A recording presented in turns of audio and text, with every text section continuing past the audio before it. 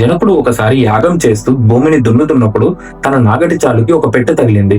ఏమిటా అని తెరిచి చూడగా అందులో నుంచి ఒక బాలిక బయటికి వచ్చింది. ఆవిడే సీత. తనకి ఎవరూ సీత అనే నామకరణం చేయలేదు. తనకి తానే సీతగా పిలువబడింది. ఇక్కడ చూడండి, సీత అంటే నాగటి చాలుకు తగిలి బయటికి లేచినది అని అర్థం.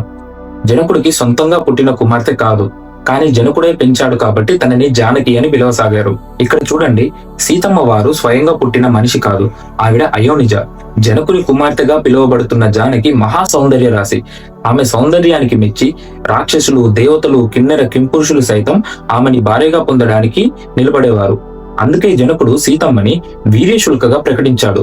వీర్యశుల్క అంటే ఆమెని పొందాలంటే వీరత్వం నిరూపించుకొని మరీ పొందవలెను. ఇక్కడ చూడండి, అసలు స్త్రీని ఒక వీరుడికే ఎందుకు ఇవ్వాలి? అసలు వీరత్వం ఒక్కటేనా చూడాల్సింది?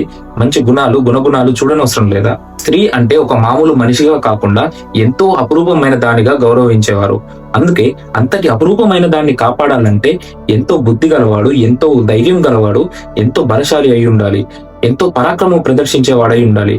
పరాక్రమం అంటే కేవలం బలం మాత్రమే కాదు, అది కష్టాన్ని తట్టుకోగల శక్తి, దేన్నైనా ఎదిరించగల ధైర్యం.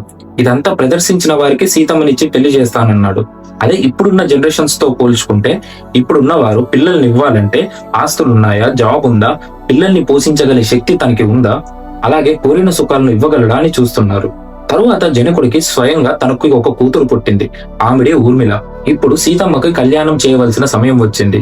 ఎవరైతే శివధనస్సును లేపి ఎక్కువ పెడతారో వాళ్ళకే సీతమ్మనిచ్చి వివాహం చేస్తానంటూ చెప్పాడు. కానీ శివధనస్సును ఎక్కువ పెట్టగలిగే వారికే ఎందుకు? రాముడి బదులుగా ఇంకెవరైనా శివధనస్సును ఎక్కువ పెట్టి ఉంటే? జనకుడు మహాజ్ఞాని, అతనికి అంతా తెలుసు. వచ్చిన రాముడు మహావిష్ణువు అవతారం అని కూడా తెలుసు. శివధనస్సును లేపగల వీరుడు మహావిష్ణువు ఒక్కడే. అతని అవతారమే శ్రీరాముడు.